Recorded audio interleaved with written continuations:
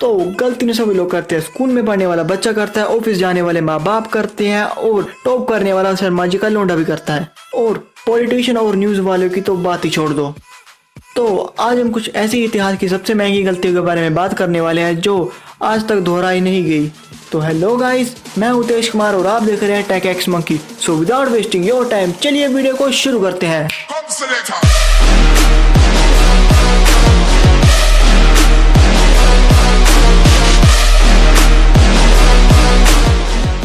Deadly skyscraper. तो 2014 में London के निवासियों को एक और आसमान छू देने वाली बिल्डिंग मिली जिसकी हाइट 525 फीट थी। तो इस बिल्डिंग के बनने के बाद लोगों ने इस बिल्डिंग का नाम दिया वॉकी टॉकी बिल्डिंग, क्योंकि इस बिल्डिंग का स्ट्रक्चर कुछ वॉकी टॉकी की तरह ही था। लेकिन इस बिल्डिंग के चकाचौंध रोशनी के पीछे छुपी हुई थी बहुत बड़ी तबाही।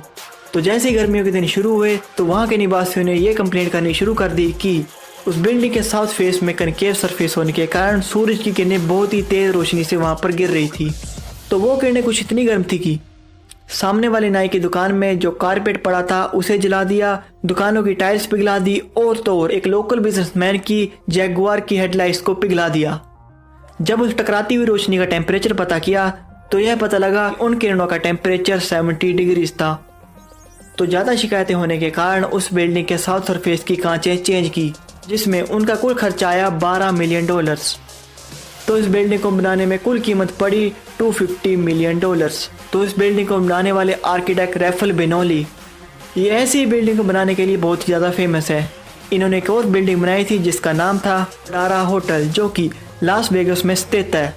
तो इस बिल्डिंग की भी सेम प्रॉब्लम थी। तो इस बिल्डिंग से भी डेथ रेस निकलती थी। तो लोगों ने भी कहना शुरू कर दिया कि बंद करो, हाथ जोड़ के मैं मोदी साहब से गुजारिश करता हूँ। Lake Peigneur disaster.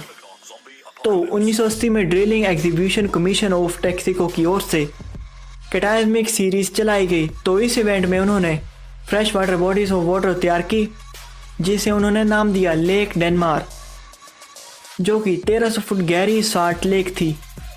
तो नवंबर 20 को $5 मिलियन की एक कॉन्ट्रैक्टर ने ऑयल रिग खरीदी जिनका नाम था विल्सन ब्रदर्स।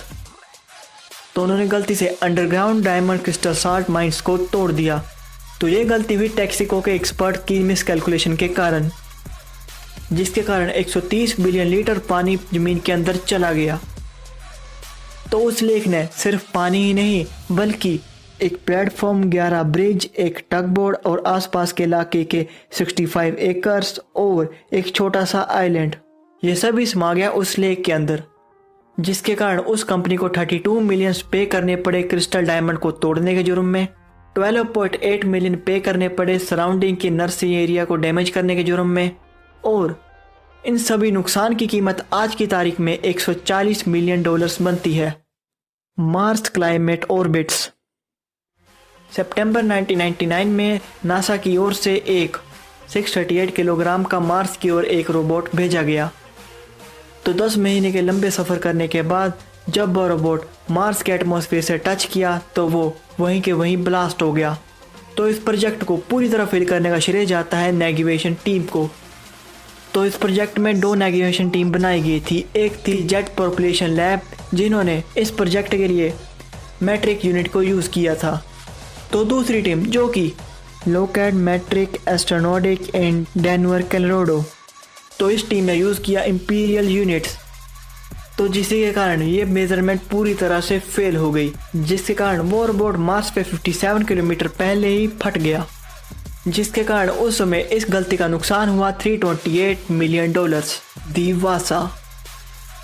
तो 1624 में स्वीडिश के महाराज ने एक बड़ी ही शानदार लड़ाकू जहाज बनाने का ऑर्डर दिया जिसका नाम था दी वासा, जिस शिप का 10 अगस्त 1928 में आगमन किया गया। लेकिन जब वो शिप स्वीडन पहुंचने वाली थी, स्वीडन की जनता के आंखों के सामने ही 105 फीट जमीन के नीचे पहले ही हवा के झोंके से डूब गया। तो ये सब देखने के बाद फौरन ही वहाँ की जनता ने राजा को दोष देना शुरू कर दिया। लेकिन इस गलती का असली हकदार है उस शिप का डिज़ाइनर जिसका नाम था हैरिक हाइब्रिड। तो $200,000 ब्रिक यूज हुए इस शिप को बनाने में, जिसमें स्वीडन की जनता से 5% का ब्याज लिया गया, जो कि 1/20 एनुअल इनकम है वहाँ की कुल जनता की। एस्ट्रोनॉमिकल एग्जामिनर के हिसाब से इस जहाज का खराब डिज़ाइन और गन डेक में ज़्यादा हथियार होना, जिसके कारण यह जहाज 105 फीट नीचे डूब गया। Sale of Alaska. क्या आप जानते हैं कि अलास्का पहले रशिया के अंडर आता था, बाद में इसे एक एग्रीमेंट साइन कर अमेरिका को बेच दिया। तो ये बात शुरू होती है अलेक्जेंडर सेकंड के राज में। उस वक्त अलास्का में कमाई के 2 सोर्स हुआ करते थे, एक तो टी तो दूसरी आइस। लेकिन 1867 में अलेक्जेंडर सेकंड ने देखा कि यहाँ पर कोई प्रॉफिट का कोई चांस नहीं है और यहाँ का क्लाइमेट और सॉइल कुछ काम की नहीं है। तो उन्होंने सोचा कि एक एग्रीमेंट जारी कर इसे अमेरिका को बेच ही दिया जाए। तो उन्होंने एक एग्रीमेंट जारी किया और $7.2 मिलियन में इसे अमेरिका को बेच दिया, क्योंकि अलास्का एक बहुत बड़ा देश था और उसे संभालने के लिए उनके पास इतनी मिलिट्री भी नहीं थी। तो अलास्का को बेचने के बाद 1986 में अमेरिका की किस्मत बदल गई। तो थोड़ा सा ढूंढने के बाद उन्होंने देखा कि अलास्का में बहुत सी सोने की खानें हैं और उनकी सोइल में ऑयल की भरमार है। तो जितने में अलास्का को उन्होंने ख़रीदा था उससे कई गुना ज़्यादा उन्हें प्रॉफिट मिल गया उससे। तो अलास्का को बेचने के बाद रशिया का नुकसान और अमेरिका का फ़ायदा हुआ है पूरा $200 बिलियन का। तो ये शायद इतिहास की सबसे महंगी गलती है।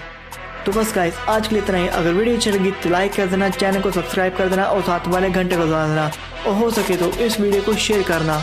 तो मिलता हूँ नए वीडियो में किसी और नए टॉपिक के साथ, तब तक के लिए गुड बाय।